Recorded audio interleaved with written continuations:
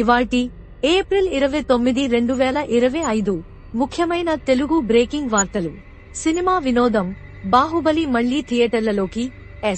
Yes Rajamouli దర్శకత్వంలో ప్రభాస్ నటించిన బాహుబలి చిత్రం ఈ అక్టోబర్లో మళ్లీ విడుదల కానుంది.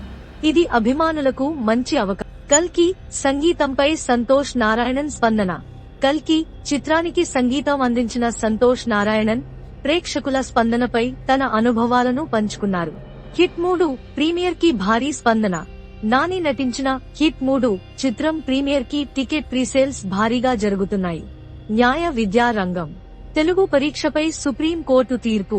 తెలంగాణలో న్యాయపరమైన ఉద్యోగాలకు తెలుగు పరీక్ష తప్పనిసరి చేయడాన్ని supreme court సమర్థించింది.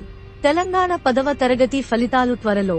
Board of secondary education Telangana 10వ తరగతి ఫలితాల తేదీని త్వరలో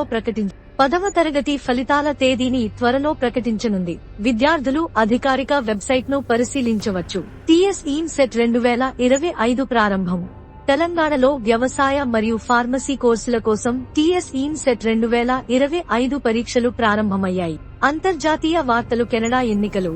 కెనడాలో జరిగిన 45వ ఫెడరల్ ఎన్నికల్లో మార్క్ కార్నీ నేతృత్వంలోని లిబరల్ పార్టీ విజయం సాధించింది. పహల్గాం ఉగ్రదాడిపై ప్రతిపక్షాల స్పందన. పహల్గాం ఘటన నేపథ్యంలో ప్రధాని మోదీకి ప్రతిపక్ష నేతలు ఖర్గే, రాహుల్ లేఖలు రాశారు.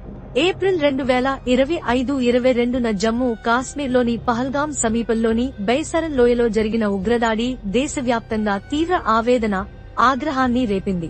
ఈ దాడిలో 26 మంది పర్యాటకులు ప్రాణాలు కోల్పోయారు. వారిలో 25 మంది హిందువులు, ఒకరు క్రైస్తవుడు. ఇది 2008 ముంబై దాడుల తర్వాత భారతదేశంలో జరిగిన అత్యంత ఘోరమైన పౌరులపై దాడిగా గుర్తించబడింది. దాడి వివరాలు. 5 సాయుధ ఉగ్రవాదులు మిలిటరీ యూనిఫార్మ్లలో M4 కార్బైన్లతో బైసరన్ లోయలోకి ప్రవేశించారు. పర్యాటకులను లింగం, మతం ఆధారంగా వేరు చేశారు. పురుషులను వారి మతాన్ని నిర్ధారించేందుకు ఇస్లామిక్ కలిమా చదవాలని కోరారు. చదవలేని వారిని కాల్చి చంపారు.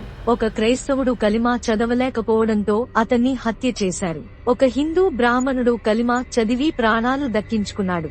ఒక స్థానిక ముస్లిం గుర్రపు యజమాని ఉగ్రవాదులను అడ్డుకునే ప్రయత్నంలో ప్రాణాలు కోల్పోయాడు.